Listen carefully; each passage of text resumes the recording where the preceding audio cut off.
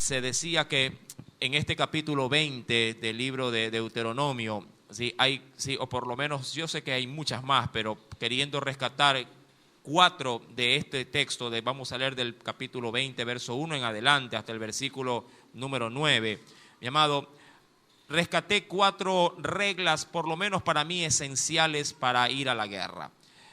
Esas guerras, como ayer se decía, sí, pueden suscitarse en tu vida así tú no las estés buscando. Tú y yo, desde el momento o desde el tiempo en que aceptamos a Jesús en nuestro corazón, se decía ayer, llamado, te granjeaste un enemigo gratuito, ¿sí? Satanás, su reino, sus huestes espirituales de maldad, todo cuanto, mi amado hermano, ¿sí? Se opone a Cristo, se levantó como tu enemigo. Y eso obviamente te va a garantizar que vas a entrar en una guerra, te guste o no te guste. Es necesario entender, mi amado, que esa guerra necesita obviamente ser confrontada, no puede ser evitada. Hay guerras que se pueden transar, se pueden llegar en el plano político, se puede llegar a establecer de pronto algún tipo de transacción en el cual se vean los mejores intereses para ambos y quede todo en quieta y santa paz. Pero hay guerras que no se pueden transar. Hay guerras que la única forma en la que usted deberá dar la solución es saliendo al campo de batalla. Y ese tipo de guerras, mi amado hermano, a más de uno puede llegar a amedrentar, a más de uno puede llegarle, sí, a quebrar en su espíritu y puede en su debilidad abortar, puede tirar o arrojar la toalla. Mi amado, en la vida cristiana es evidente de que esos conflictos sí están allí y no los vamos a poder saltar por alto. Y se decía dentro de estas 4 reglas, la primera en la que el Señor nos dice que no debemos de tener, como primera regla, no debemos de tener temor. No se puede tener temor. Mi amado, si usted sale en temor a confrontar a un enemigo, ya usted tiene, dicen algunos entendidos, usted ya tiene la batalla perdida. El temor, mi amado hermano, acarrea cobardía.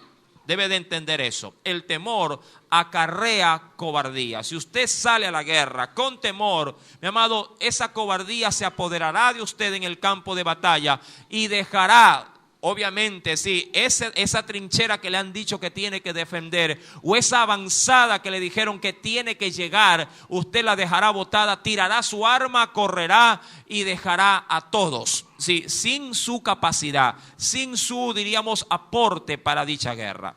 El temor, mi amado, digo yo, es primo hermano de la incredulidad. El que teme no le cree al Señor. Dice el texto, queriendo obviamente recordar lo que se decía el día de ayer. Dice el texto, versículo 1 estamos. Cuando salgas a la guerra contra tus enemigos, si viereis caballos, carros, es decir, algo que te puede llegar a causar temor. Dice aquí, un pueblo más grande que tú, no tengas, dice la Escritura, no tengas temor, sí, temor de ellos. Mi amado hermano, ¿y cuál es la inspiración que me pueda a mí ayudar para sacar ese temor? Mi amado, ayer leíamos que el perfecto amor echa fuera todo temor. Sí, cuando uno ama a su Dios, eso te inspira para poder estar allí de pie, sin retroceder.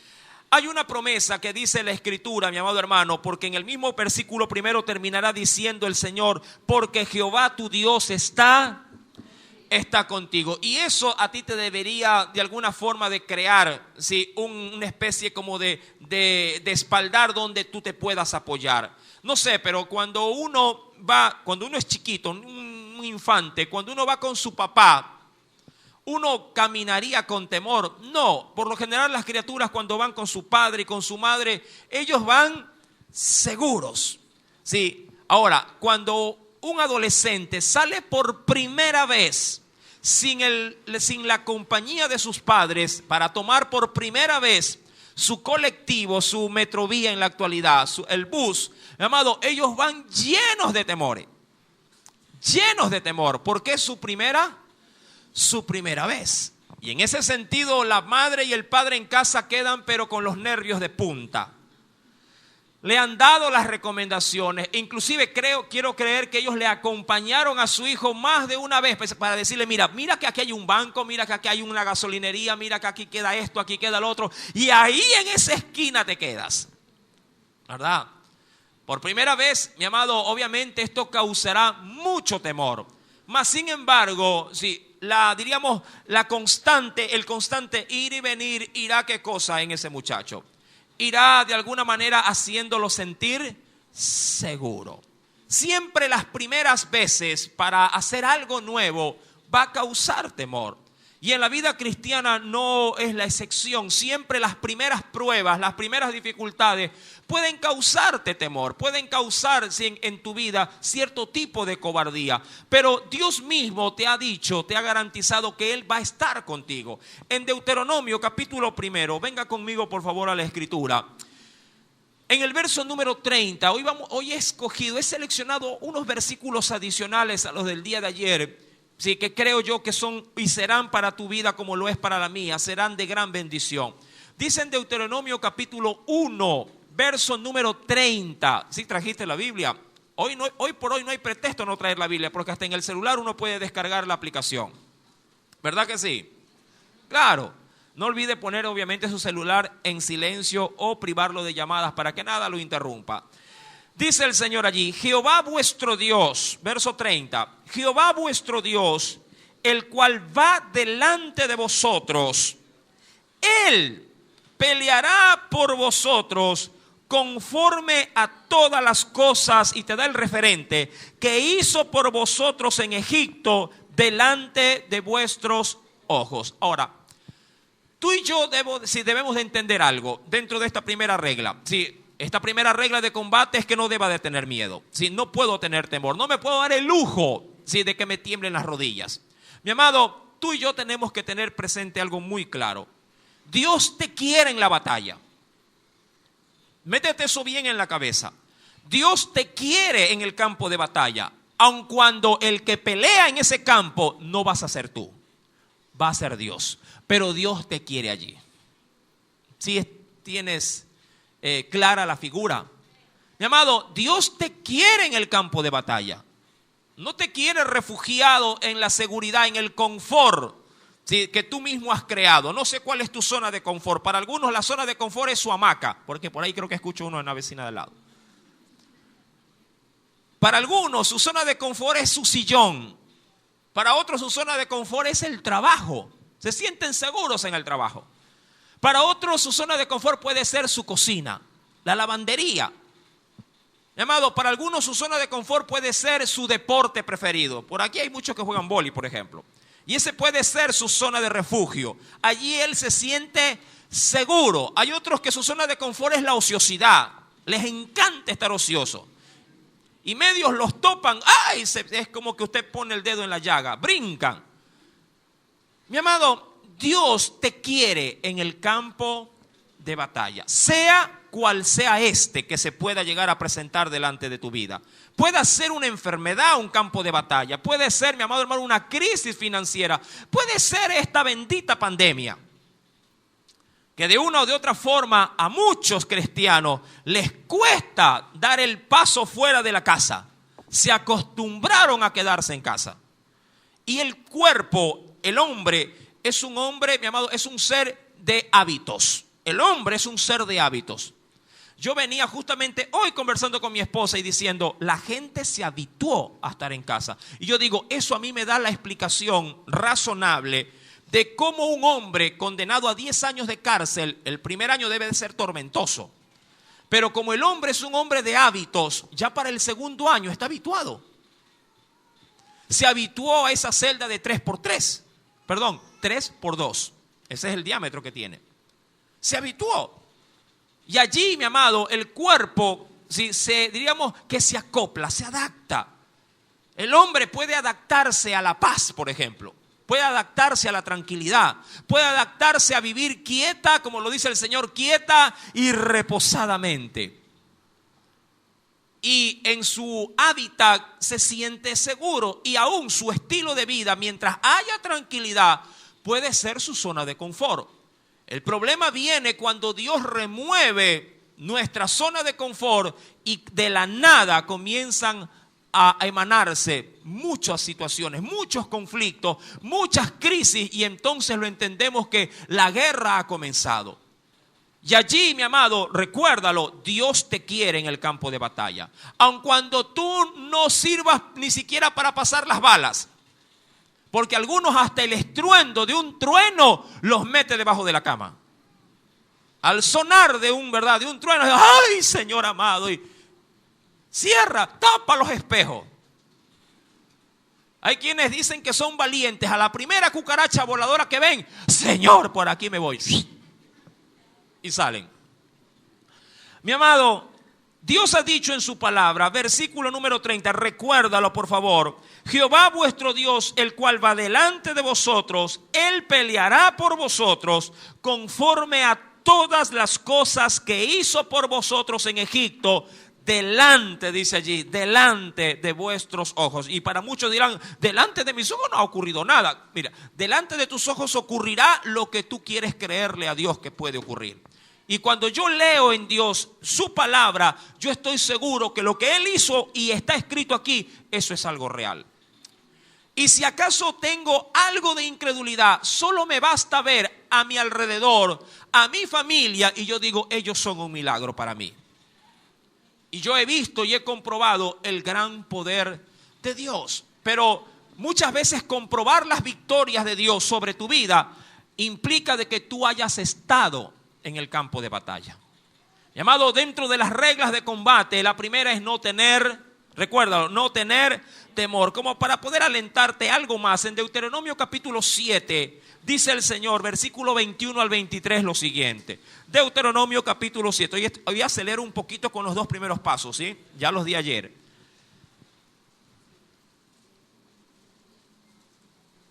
En Deuteronomio capítulo 7, versículo 21 al 23, dice el Espíritu Santo lo siguiente: no desmayes delante de ellos. ¿Sí? Hablando de tus enemigos.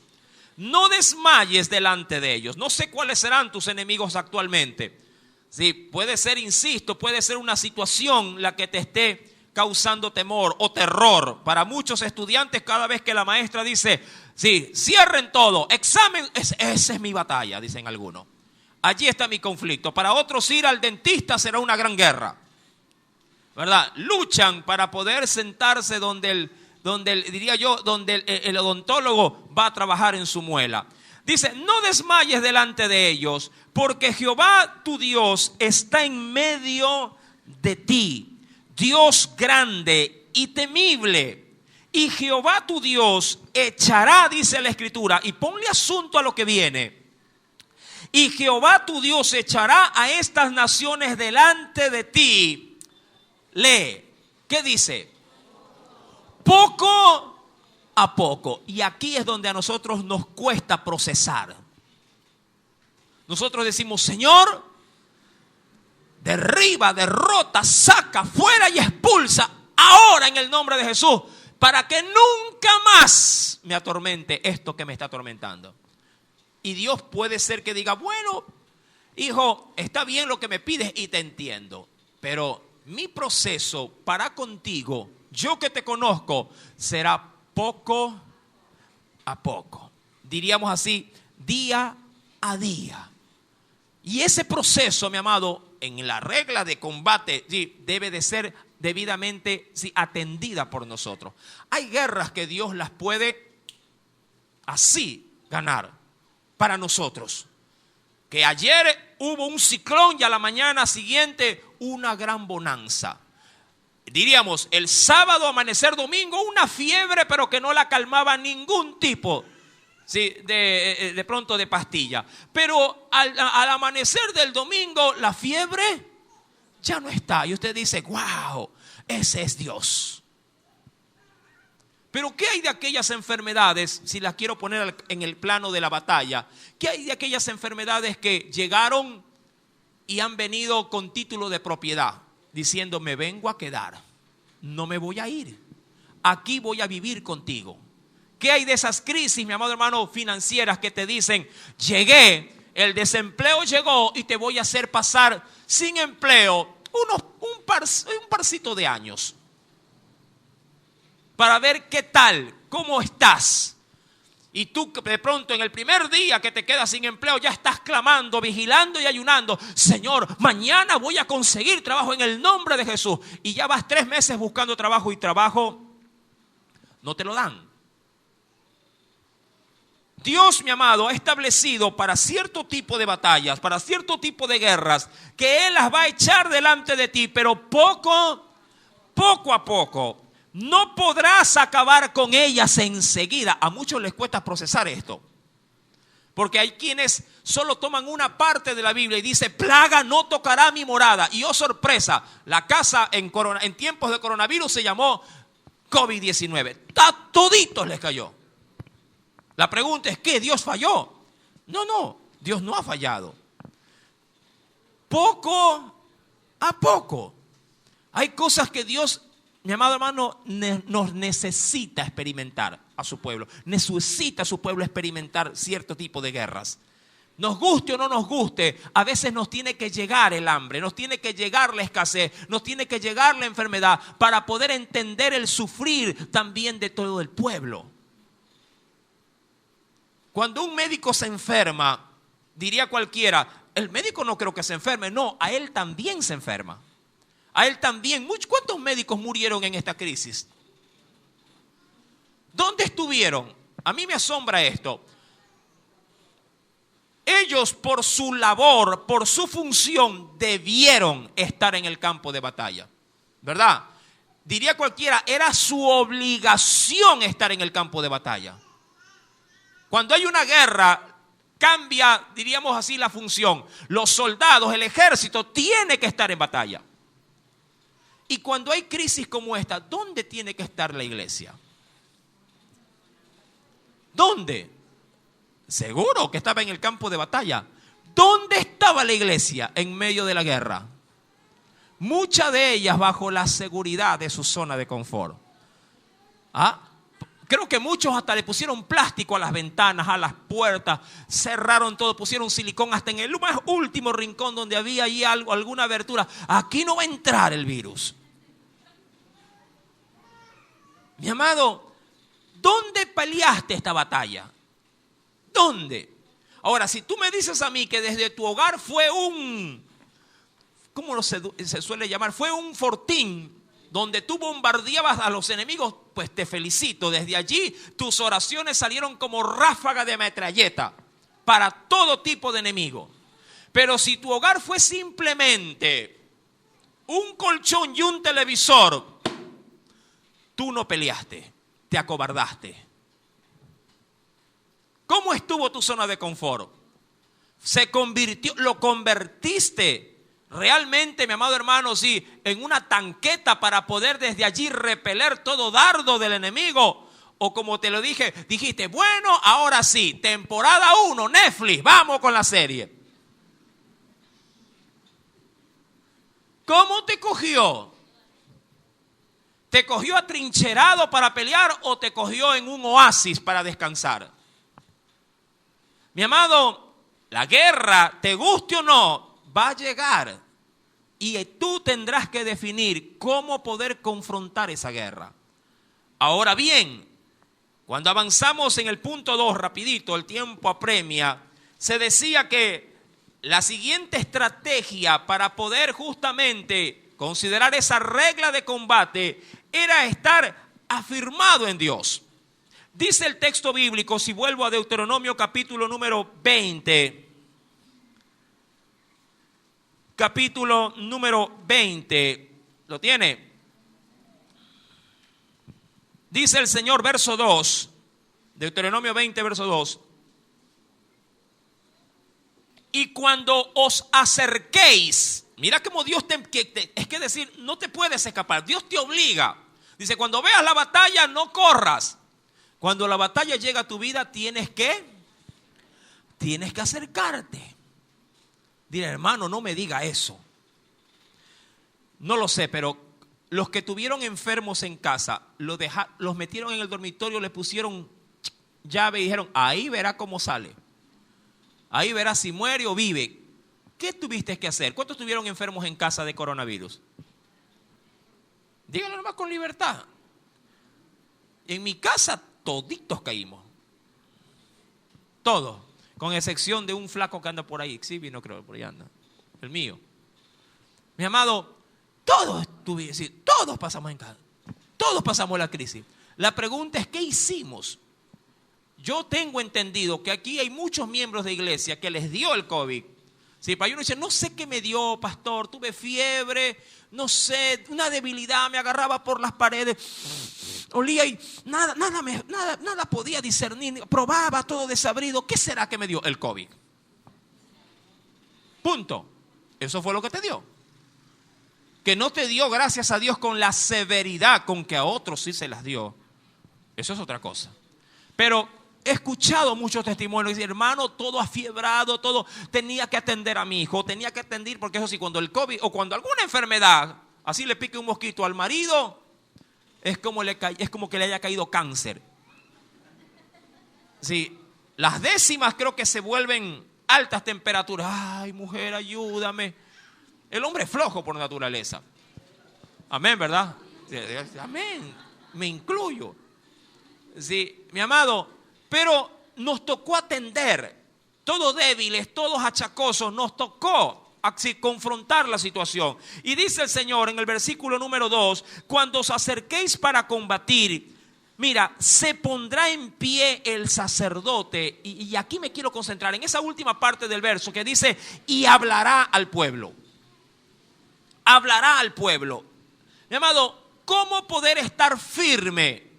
Como segundo plan de estrategia para poder considerar esta regla de combate, mi amado, yo debo de establecer que debo de saber en tiempos de crisis, debo de saber escuchar lo que habla el sacerdote. ¿Y qué habla un sacerdote? ¿Qué habla un sacerdote? ¿Qué habla un político? ¿Qué habla un maestro? ¿Qué habla un abogado? Cada quien habla lo que obviamente conoce y está en su rama. ¿Verdad? ¿Un médico de qué me va a hablar? De salud y también de enfermedad. ¿De qué me hablará un político? ¿De qué? ¿De qué?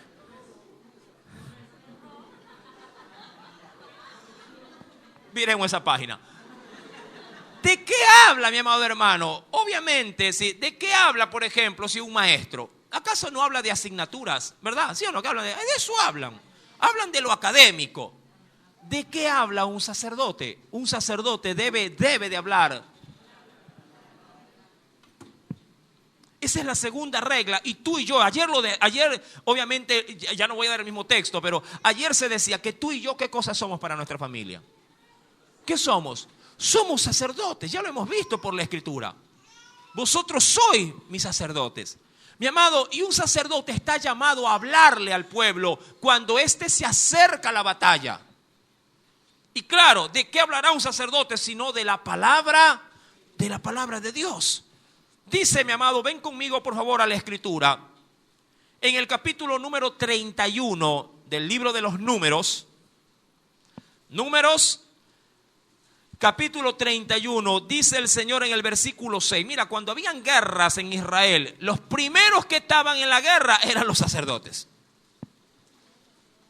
¿Lo tiene? Números capítulo 31, verso número 6, dice el Espíritu Santo, y Moisés los envió a la guerra. Qué importante. Siempre un líder está organizando para poder enviar a la guerra. Dice, y Moisés los envió a la guerra, 1000 de cada tribu envió. Qué interesante. Es decir, que no dejó a nadie sin que estos pudieran experimentar la guerra. No sé, pero yo hubiera hecho, o cualquiera hubiera hecho, no, pues mejor no dejes ir a la tribu de Benjamín, que es la más pequeña, y manda de la tribu de Judá, que es la más grande. Pero no, todos tenían que participar en la guerra. Y envió 1000, dice allí, de cada tribu. Versículo número 6 estamos. Y Fines, que era el sacerdote, hijo del sacerdote Eleazar. ¿Qué también pasó con el sacerdote? ¿Dónde se quedó? fue a la guerra, dice allí, con los vasos del santuario y con las trompetas en su mano. ¿Pero para qué? Para tocar. Esto formaba parte, mi amado hermano, diríamos, sí, de la estrategia divina para que todos pudieran, tanto el pueblo como el sacerdocio, participar de la guerra. Mi amado, no hay cosa más, diríamos así, inspiradora que ver a tu líder que va adelante en medio de una guerra. Difícil sería decir: vayan, oren, evangelicen. Y usted, pastor, yo estoy aquí desde aquí apoyándolos. Duro sería, ¿verdad? Diga, no, pues, ¿y usted? No, yo a la cabeza. Más adelante veremos, sí, de qué se trata esa estrategia. Más adelante.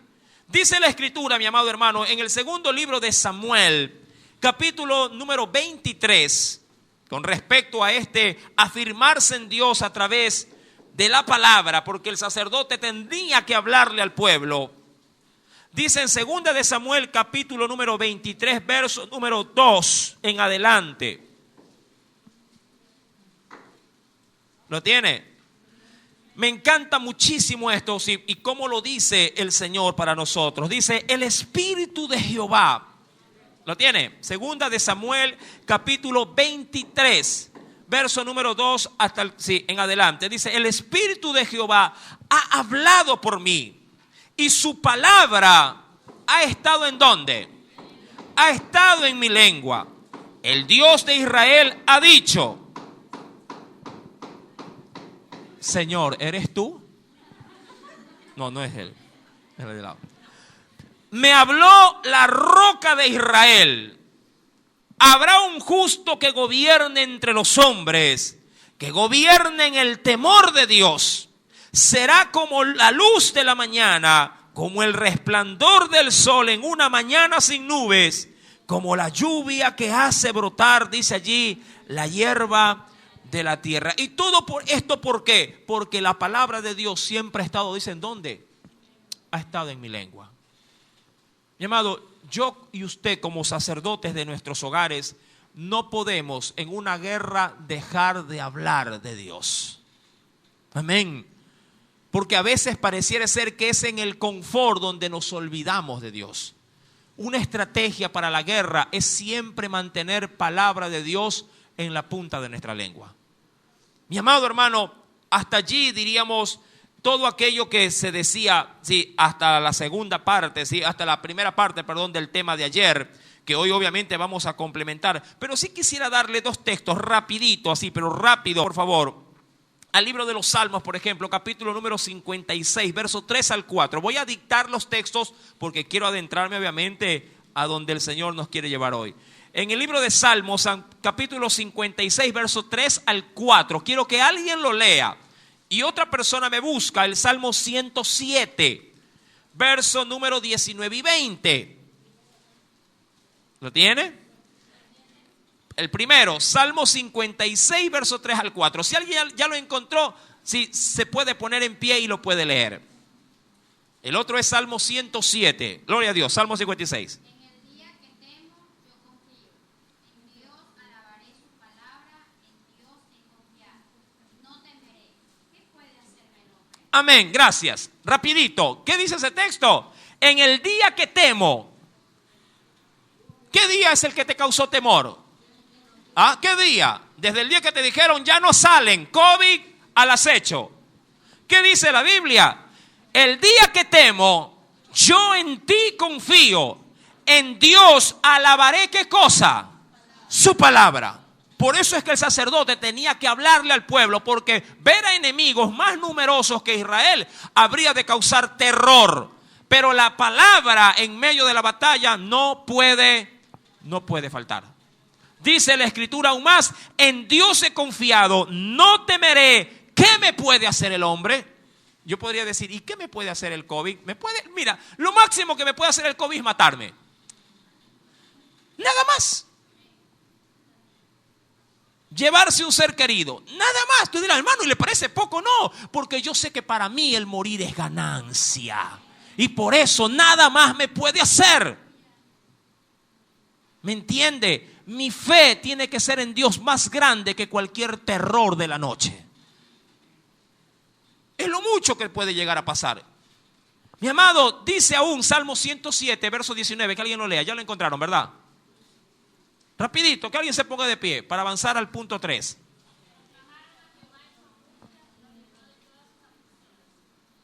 Verso 20. Amén. Mira, ¿qué dice? Pero clamaron a Jehová en su angustia. ¿Y qué te envió el Señor? No necesariamente puede ser que venga sanidad, pero dice la Escritura, dice aquí, y los libró de sus aflicciones, enviando, ¿qué cosa envió? Envió su palabra. Por eso el sacerdote tenía que hablar en tiempo de guerra. Envió su palabra y los sanó y los libró de su ruina. Rapidito, alguien, Salmo 147. Alguien que no sea el mismo. Salmo 100, ¿dónde está la juventud que no lo escucho? Salmo 147, verso 14 al 15. Rápido.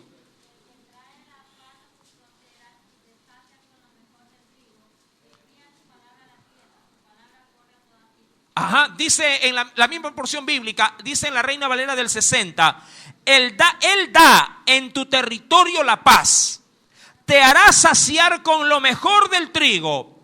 Él envía, dice allí, su palabra a la tierra, velozmente corre su palabra.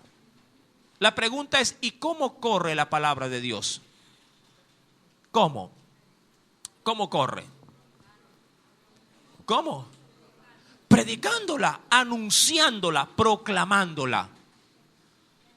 Si tú la hablas por tu lado, otro lo habla por otro lado, otro lo habla por el norte, otro por el sur, otro por el este, por el oeste. Mi amado, la palabra de Dios va a fluir como un río y nada la va a detener.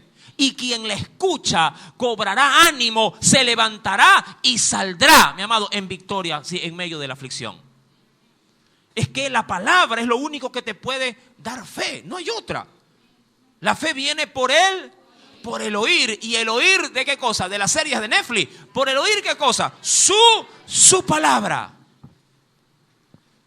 Descansando ya del segundo punto, vamos al tercero.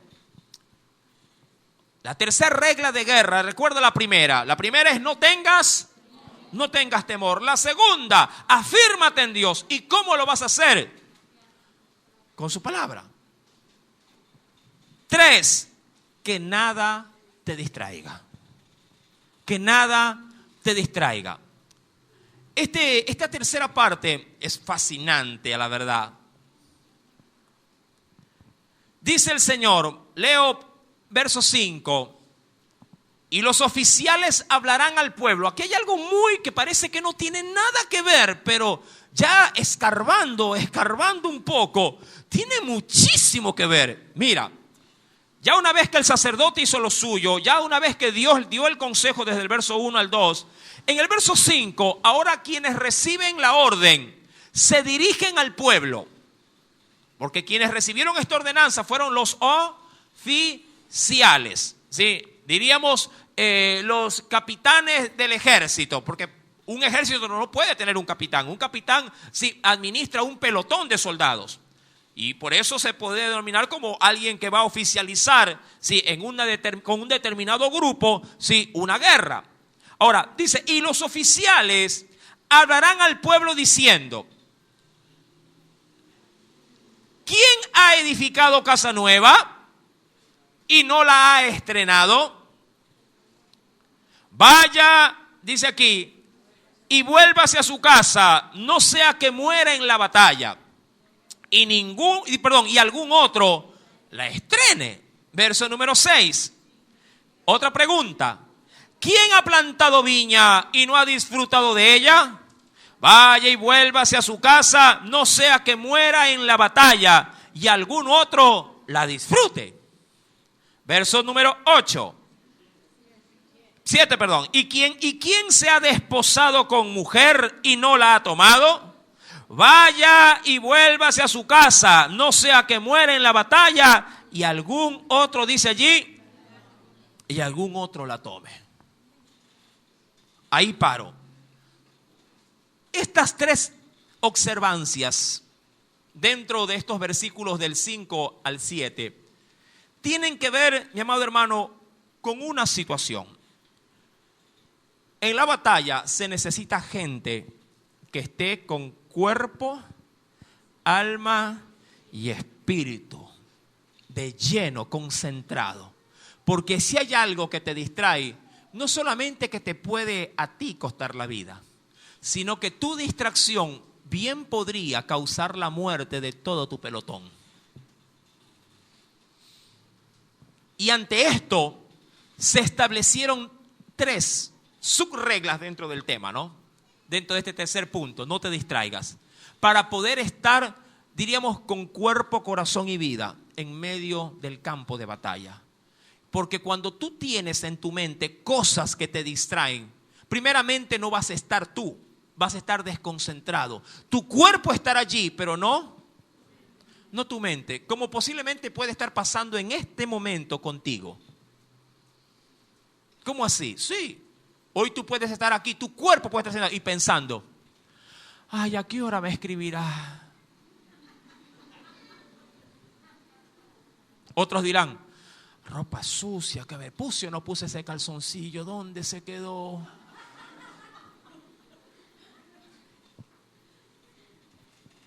Hay quienes pueden estar diciendo, Señor, ¿y mañana qué dejo? No hay plata. Y están aquí. Están aquí. Pero no están concentrados. Si una guerra que es inevitable que tú la pases y estés allí, te agarra desconcentrado, te agarra distraído, mi amado, no vas a saber ni de dónde te cayó el tiro. De hecho, está comprobado, si porcentualmente hablando, que el 90% de los robos ocurren a gente que está distraída.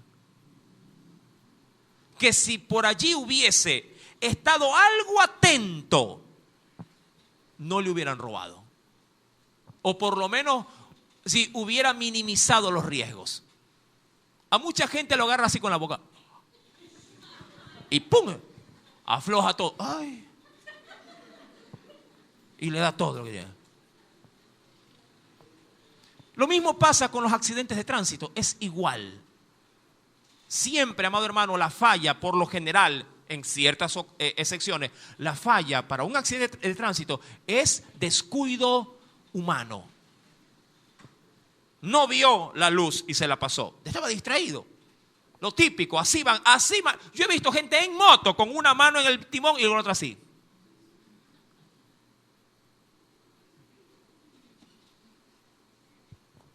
¿Qué decir de los vehículos?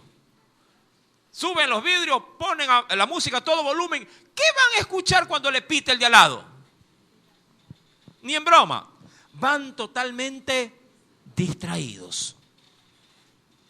Mi amado, dice la palabra del Señor, obviamente con respecto a esto es solamente una parte, porque me voy a adentrar, mi amado hermano, en el nombre del Señor, que creo que Dios va a ser tan claro y tan firme que a muchos a partir de hoy le van a decir, no, hoy voy a estar más atento ante toda circunstancia para que a mí la batalla no me agarre desprevenido.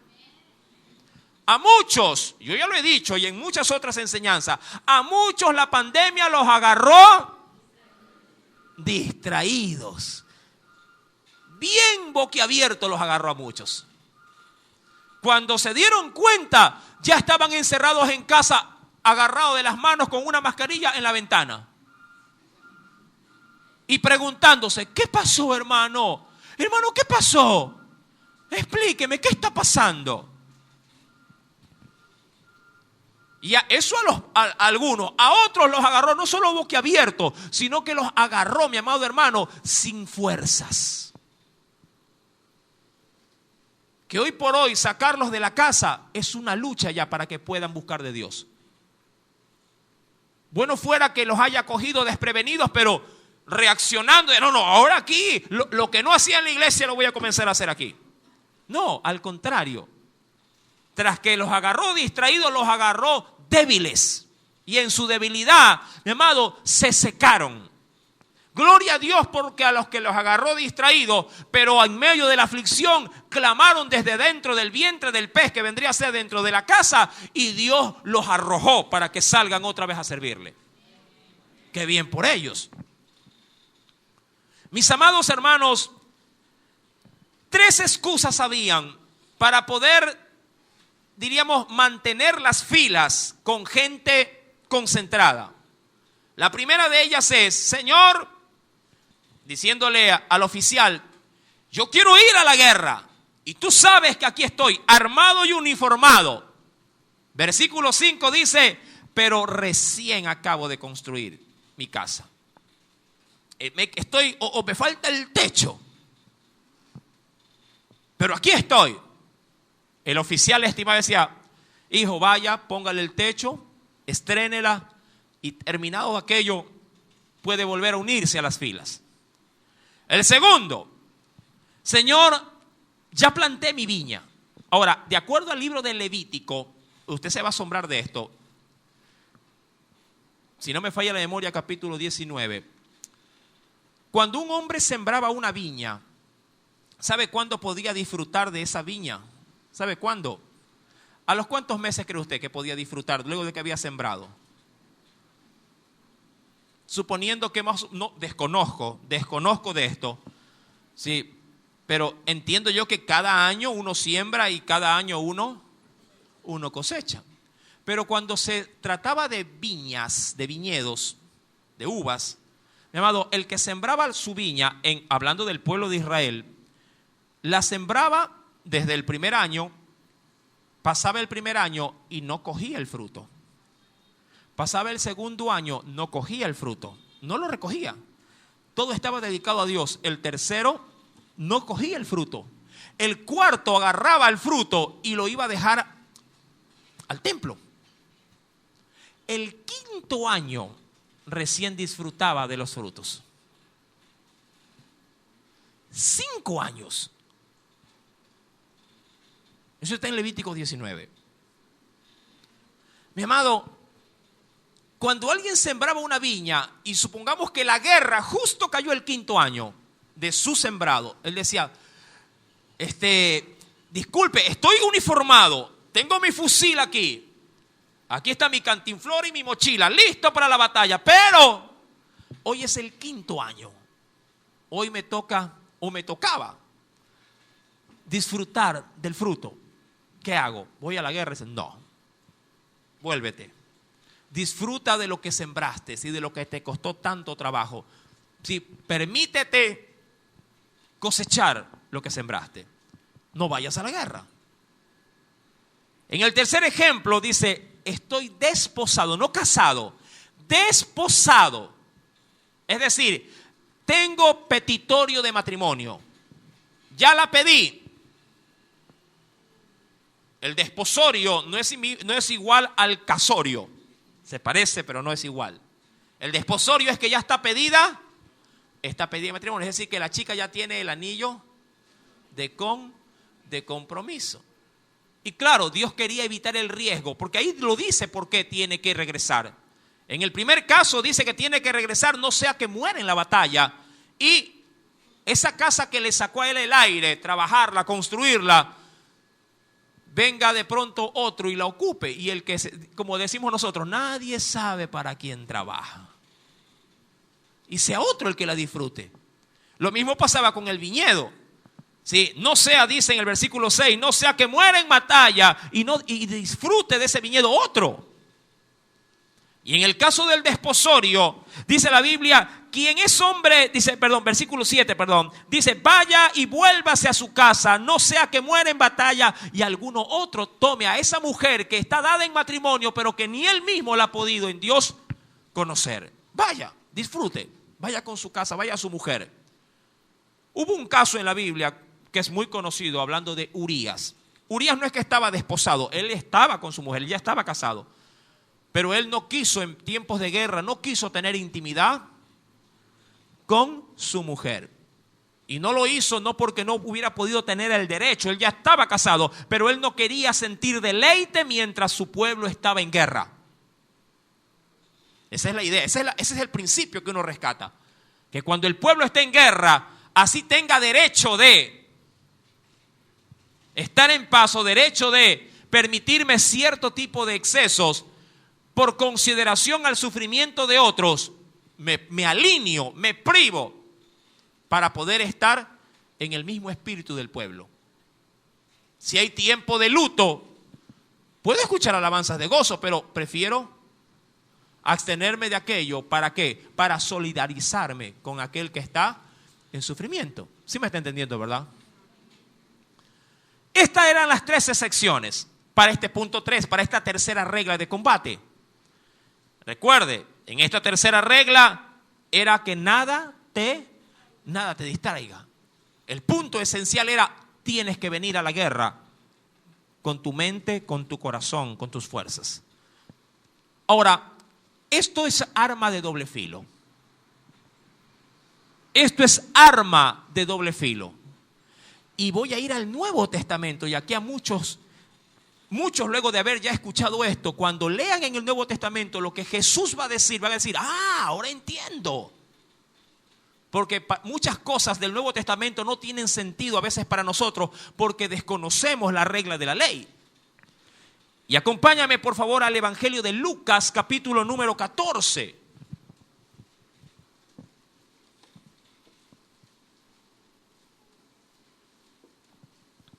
Evangelio de Lucas, capítulo número 14. ¿Lo tienes? ¿A cuánto los está edificando el Señor? Dice el Espíritu Santo, Lucas, Evangelio de Lucas, capítulo número 14. Leo desde el versículo número 15 en adelante. Voy a llegar hasta el versículo número 20. ¿Lo tiene? Oyendo esto, uno de los que estaban sentados con él a la mesa le dijo: bienaventurado el que coma pan en el reino de Dios. Hablando no del pan como tal, sino aquel que pueda tener el acceso y disfrutar en el reino de Dios. Entonces, y aquí, pon asunto. Entonces Jesús le dijo: un hombre hizo una gran cena y convidó a muchos. Y a la hora de la cena envió, dice la Biblia, a su siervo a decir a los convidados: venid, que ya todo está preparado. Justamente para que disfruten de qué cosa, de esa cena. Y todos a una comenzaron a excusarse. El primero dijo, léalo por favor.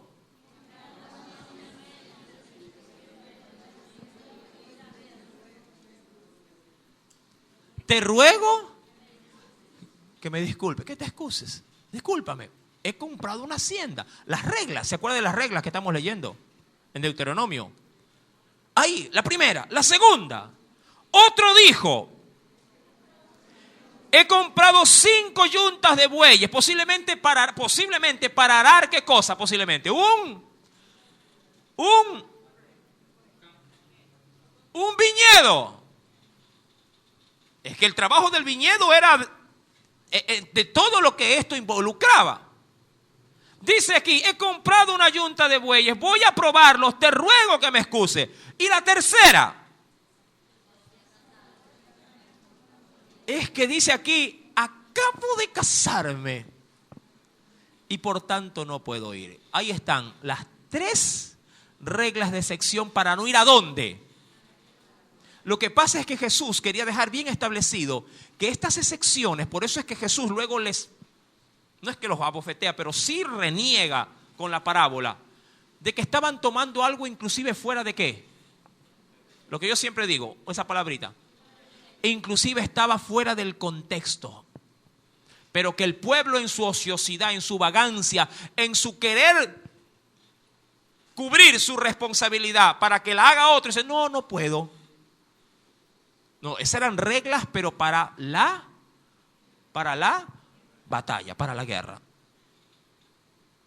Mi amado hermano, y allí el Señor les dice, versículo 21, vuelto el siervo hizo saber estas cosas a su Señor. Y por eso es que el Señor, ¿cómo termina en ese sentido? Enojado, porque si hubiera tenido contexto que lo respaldara, obviamente el Señor no hubiera cambiado su actitud para con ellos. Hubiera dicho, no, está bien, hay la guerra. Pero no. Habían tomado las excusas generales o las reglas generales para el ejército, para la guerra, y las habían adoptado y las habían hecho un estilo de vida. Claro, un estilo de vida de acuerdo a su conveniencia. Un estilo de vida de acuerdo a su comodidad, de acuerdo, sí, a sus propias exigencias, pero no a las exigencias de Dios. Y hoy por hoy, todo el mundo tiene excusa para no ir a la guerra. Hoy por hoy todo el mundo tiene la excusa perfecta como regla de vida para no ir a la guerra o para no estar en la guerra. Hermano, ¿cómo le arrebatamos al diablo las almas? ¿Cómo? Vamos, que alguien lo diga. A ver, ¿cómo? Predicando. ¿Cómo más? Orando. Hermanos, ayuno de liberación. Venga, ore. Hay que arrebatarle en el campo de batalla las almas al diablo. Porque Dios ha dicho que toda alma es de Él, no del diablo. Así que venga a interceder. Uy, hermano, no me dicen que se van a casar. Ni tampoco me dicen que hay que estrenar casa nueva. Pero tienen su excusa. Y claro, para tener gente aquí con la mente en la casa o en aquello que es la excusa, mejor quédese allá antes que esté aquí, ¿no le parece? Es como cuando uno viene y dice, hermano, hermano, yo sí estuve en el ayuno, sí, pero estuvo así todo el día. Vaya a la casa, duérmase bien. No tiene sentido. ¿Cómo poder pelear una guerra donde todo el mundo tiene la excusa perfecta? Porque justamente el día que se convoca para predicar la palabra, todo el mundo tiene que trabajar. Todo el mundo tiene que limpiar la casa. Todo el mundo tiene que ayudar a su hijo con las tareas. Todo el mundo tiene una excusa. Esta tercera regla que puede causar distracción en el campo de batalla, si bien es cierto, Dios había parametrizado aquello, pero eran cosas excepcionales. Obviamente, un viñedo, luego de 5 años de haberlo trabajado y dado al Señor, en el 5.º año recién comerlo, era una excusa de peso como para poder decir, hermano, hoy es el 5.º año, hoy me toca cosechar la uva, la cual quiero en Dios disfrutar mi trabajo. Era entendible, primeramente, que lo haga. Segundo, la regla estaba solo asociada para la guerra. ¿Me entiende? Igual con el desposorio. Iba a tomar recién por primera vez a su mujer. Que diría cualquier hermano, me voy de luna de miel. No, vaya. Pero hoy por hoy las excusas no tienen ni fundamento. ¿Y qué pasó, hermano? Me quedé dormido. Te quedaste dormido. ¿Y qué pasó? Es que no había colectivo, hermano. A los varones, sobre todo, los que trabajan, ¿llega el trabajo, sí o no? ¿Usted llega al trabajo, sí o no? ¿Con colectivo o sin colectivo? ¿Sí o no? Y de hecho, cuando sabe que no va a haber, ¿qué hace ese día? Madruga. ¿Por qué no vino? No había carro, hermano. Como que si nacimos con carro. Hermano, las excusas son insuficientes. En un campo de batalla no podemos primeramente presentar excusas no valederas delante de Dios. Eso no nos va a dejar la conciencia que tú quieres tranquilizar, que tú quieres reposar. No te la va a dejar tranquila. Por lo menos si el Espíritu Santo habita en ti, te va a redarguir. Y te va a decir, pero qué poco interés por mi guerra, por mis batallas. Yo quiero pelearlas contigo en el campo de batalla. Es verdad, yo la voy a pelear, pero yo voy a darte la victoria usando tu vida, tu boca, tus palabras. Amén. En este tercer aspecto, mi amado hermano, no había excusa que pudiera librar al pueblo de la guerra, por lo menos no aquella que no tuviese una verdadera razón de ser. Eso en cuanto a la tercera regla. Dice en Deuteronomio capítulo 24, verso número 5, como para que te des una idea de lo que se estaba hablando. Deuteronomio, avanza un poquito, capítulo 24, verso 5, dice el Señor: cuando alguno fuere recién casado, no saldrá a la guerra. Amén. Ahora, no me vengas con la excusa que, hermano, mi esposa y yo vivimos siempre en una luna de miel. No, vayan a otro con ese cuento. Cuando alguno fuere recién casado, no saldrá a la guerra, ni en ninguna cosa se le ocupará. Libre estará en su casa por 1 año. Amén. Para alegrar a la mujer que la tomó. ¿Cuántas mujeres aquí están alegres porque el marido las hace sentir alegres? Porque yo he escuchado a algunas mujeres: ya quiero que se vaya, hermano, no se puede, ya no se aguanta, ándate a trabajar.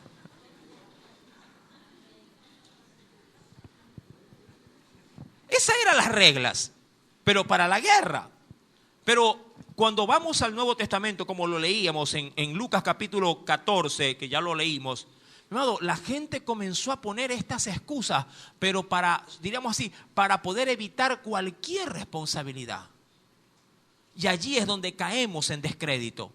Allí es donde caemos, aun cuando tú me digas que no, en esa falta de que me importismo por la obra del Señor.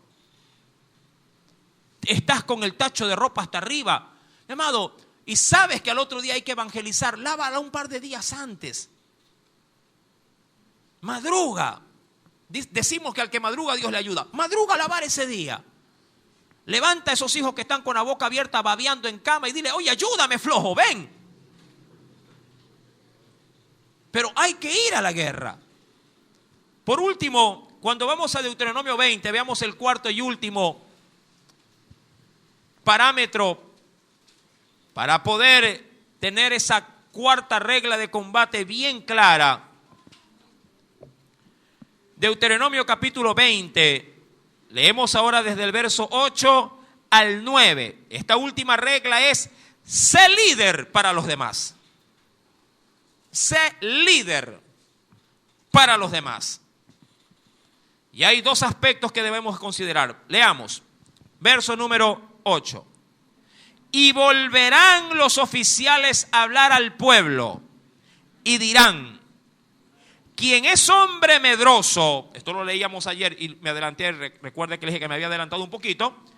Quien es hombre medroso y pusilánime, vaya y vuélvase a su casa y no apoque el corazón de sus hermanos como el corazón suyo. Verso 9, léalo por favor. ¿Qué dice?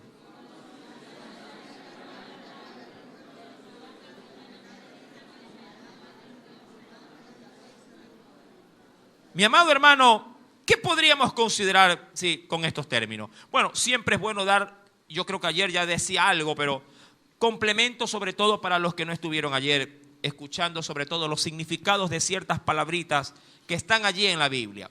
Por ejemplo, dice el Señor, versículo número 8, y volverán los oficiales a hablar al pueblo y le dirán: ¿quién es hombre medroso y pusilánime? Yo sé que si yo hago esta pregunta aquí, nadie se va a levantar. ¿Sí? Vamos con lo primero. Medroso. ¿Qué implicaba el asunto? Leo el significado. Medroso, persona o animal, porque puede pasar en ambos campos, que tiene miedo, pero que infunde miedo. No solo que lo tiene. Ahora, insisto con lo que decía ayer, el miedo forma parte del ser humano. Está bien sentir miedo y de hecho ese miedo benigno, como darle este tipo de inclinación, te ayuda muchas veces hasta a salvaguardar tu integridad. Mira que hay gente que puede caminar, obviamente, en un ambiente favorable y cuando ya ve algo que ya se pone lúgubre, está todo oscuro, uno como que, ¿verdad? Hoy no, vamos por acá, pero pues más largo, sí, pero acá hay luz. Ahora, claro, a uno le roban con luz o sin luz, pero por lo general la oscuridad suele ser el escenario perfecto, ¿verdad? Como para que haya mayor riesgo de que te roben. Y ese tipo de temor, un temor benigno, sí, es válido. Como cuando alguien también posiblemente sienta miedo. ¿Cuántos son flojos acá para las inyecciones? Que apenas ven que está la aguja y ahí van. ¡Ay, Señor amado! ¿Verdad? Y ahí, ¡ay!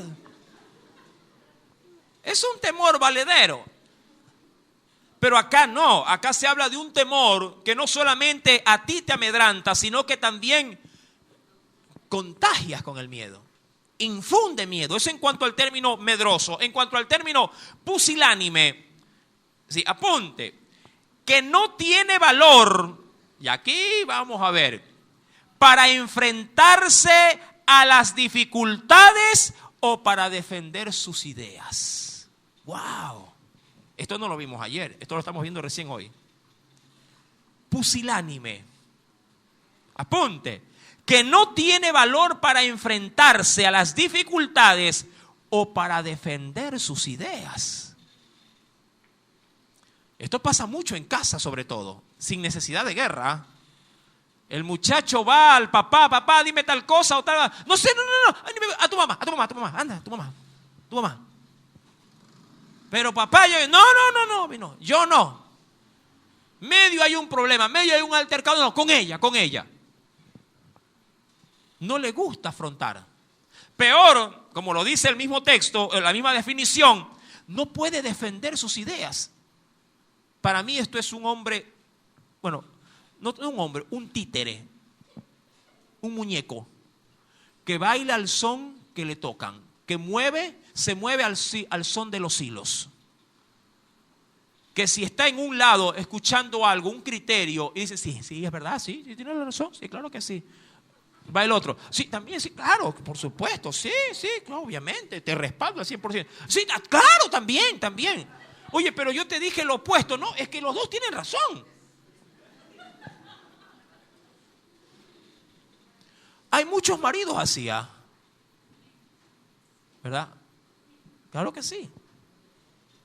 Hay muchos matrimonios que son así, que no tienen carácter firme, no tienen su propio idealismo aún en Dios, en sus convicciones espirituales. Y eso en una guerra es terrible. Porque si yo dejo que cualquier comentario me haga cambiar, me haga dudar, porque lo mismo que puedo hacer con una persona, lo puedo hacer también frente a Dios y su palabra y lo que me diga un individuo. Sí, es verdad, Señor, aquí dice que yo voy a ganar. Sí, Padre, en el nombre de Jesús. Dios ha dicho que va a ganar. Vamos a perder. Hoy vamos a perder. Pusilánime.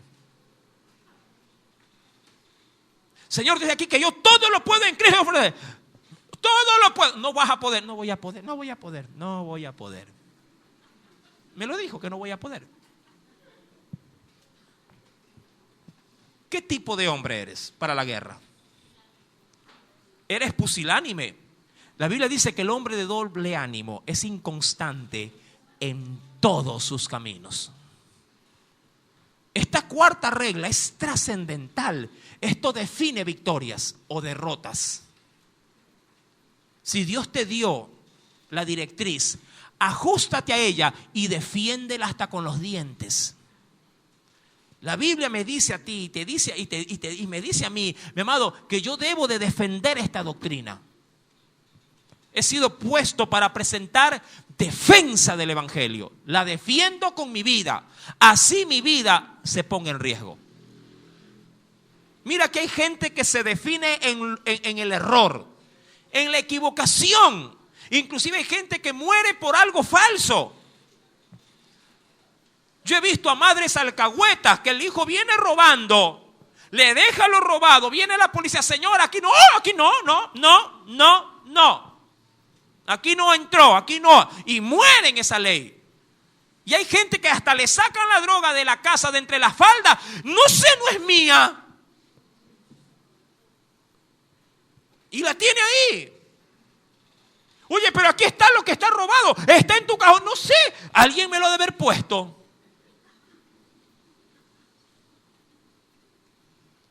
Un hombre de esa naturaleza no sirve para la guerra, porque no se puede confiar en él. Más bien, no solamente que se opaca a sí mismo, sino que opaca a los demás. Esto tiene que ver con la gran influencia que tú logras transmitir a tu entorno. Es por eso que era una regla dejar afuera a todos los medrosos, dejar afuera a todos los pusilánimes. Eso pasó con Gedeón. Cuando más de 22.000 hombres, vinieron para pelear junto a él contra los madianitas. El ejército madianita estaba unido también con los amonitas y con todo el pueblo árabe. Eran como langostas, dice la Biblia. Eran innumerables. Y Dios le dijo, mira, han venido a ti tantos, pero diles, porque al día siguiente un monte separaba a los dos ejércitos. Un monte. Y Dios le dice, dile a los tuyos que los medrosos, los pusilánimes, que sienten que no pueden, que no van a vencer, porque había un ejército tremendo del otro lado de la colina, se regresen. La noticia fue dada. Medrosos, pusilánimes, mañana hay guerra. Los enemigos son como la arena del mar. Los que tienen miedo, que se vayan en este momento. ¿Sabes cuántos se movieron en ese momento? Ni uno. Todo es así. Apenas cayó la noche,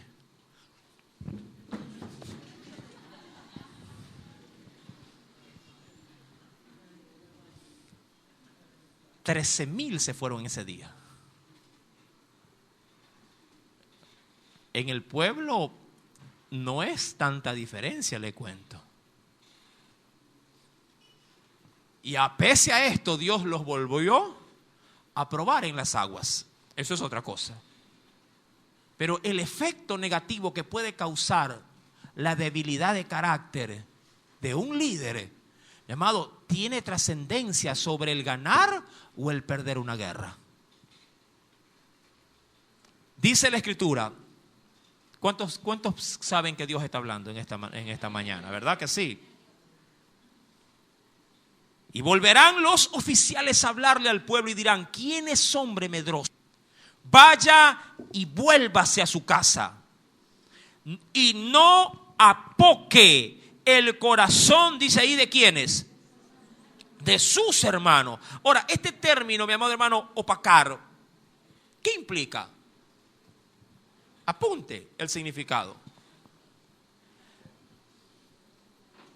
Hay algunos conceptos y voy a dar los que creo conveniente. El primero, son 3 conceptos que hay, pero vamos a ver cuál de los 3 atañe al texto leído. El primero, reducir a una menor cantidad.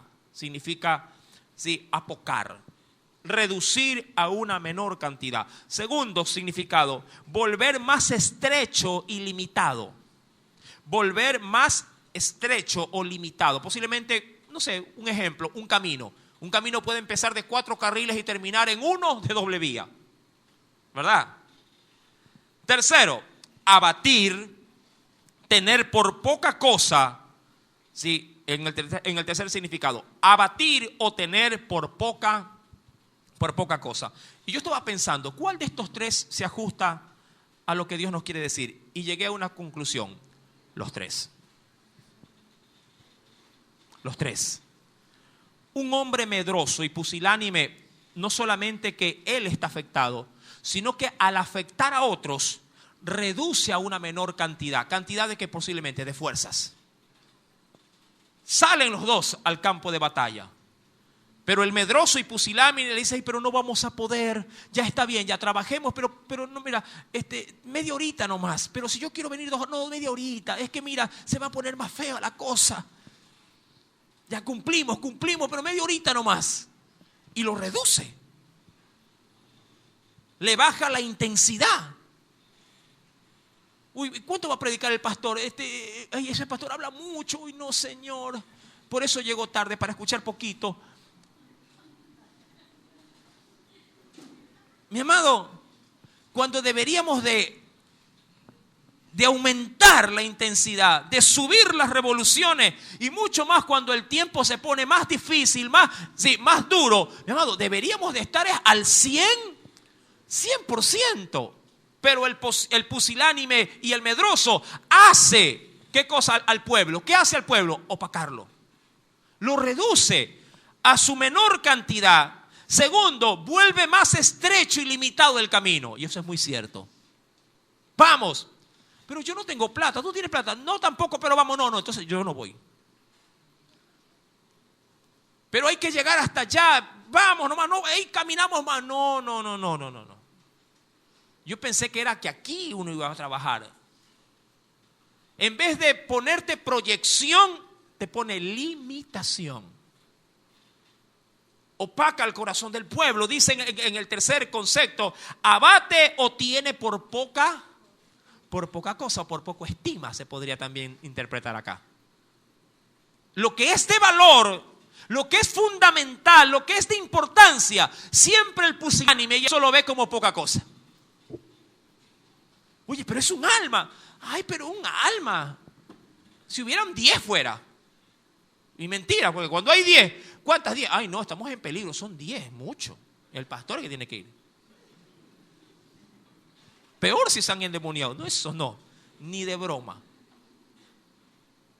Mi amado, cuando vamos al versículo 8, dice: vaya, vuélvase a su casa, no apoque el corazón de sus hermanos como el corazón suyo. O sea que él por sí mismo está descartado para la guerra. Su corazón no sirve. Y cuando los oficiales acaben de hablar al pueblo, entonces los capitanes del ejército tomarán el mando a la cabeza del pueblo. Es decir, sacado toda esa maleza, entonces se puede ir a la guerra. Amados hermanos, creo que Dios ha sido sumamente claro, pero quiero dejarte textos para este cuarto punto que creo que a mí me parecieron de muy grande bendición. El primero de ellos está en Juan capítulo 13, verso 15. Es decir, en la persona de Jesús. Dice Juan 13, verso 15: porque ejemplo os he dado. Y yo creo que Jesús me dio ejemplo de todo. De valentía, de coraje, de empeño. Amén. Jesús me ha dado ejemplo, amado hermano, de esfuerzo. Jesús me dio ejemplo de que sí se puede cuando uno se lo determina, que no hay problema cuando vienen a matarte. A Jesús también, para muchos que de pronto dirán: ay, es que era Jesús. Discúlpame, pero a Jesús en su primer discurso, en su primera predicación, cuando empezó su ministerio, se paró delante del altar, abrió la ley y dijo: esta palabra se ha cumplido hoy delante de vosotros.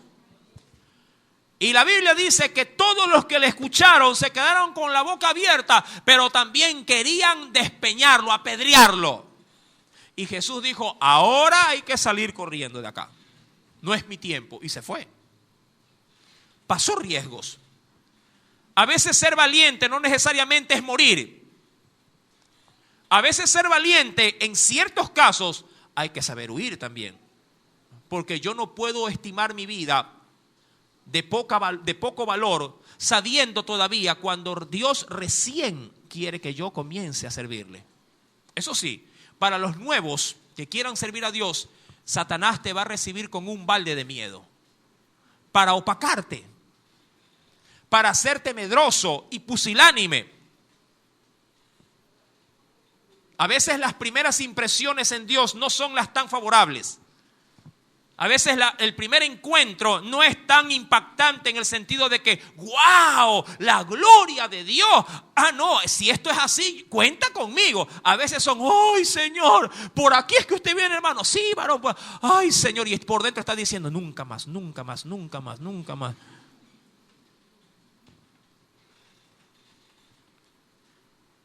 Porque ejemplos he dado para que, como yo os he hecho, vosotros también os hagáis. Y yo he visto en los evangelios a un Cristo de poder, a un Cristo glorioso, un Cristo de victoria, un Cristo que peleaba, un Cristo, amado hermano, que siempre salió más que vencedor en su Padre. ¿Me entiendes? En este cuarto punto, mi amado hermano, ser un líder implica una entrega total. Y cuando el riesgo está allí y Dios te dice, asume el riesgo, te toca poner el pecho para que las balas caigan. Dice la Escritura, Primera de Corintios capítulo 16, verso 13, y con esto termino. Primera de Corintios capítulo 16, verso 13. ¿Lo tiene? Primera carta a los Corintios, capítulo 16, verso número 13. El término se ajusta a hombres o mujeres. ¿Ah? De eso no tengas cuidado. Primera carta a los Corintios, capítulo 16, verso número 13. Tú que dices, hermano, yo quiero ser en Dios un ejemplo. Mira, ¿lo tiene? Velad, estad firmes, ¿en qué? En la fe. Portaos, ¿cómo dice Dios que te tienes que portar? Varonilmente y esforzaos. Yo he visto muchas profesiones, pero hay una que me causa miedo, sobre todo, el ser torero.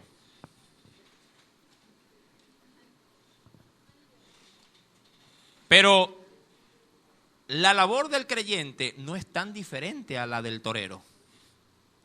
Pero en vez de un toro, hay un león rugiente. Amén. ¿Cuántos quisieran confrontar a un toro? Y usted ahí parado, con una capa.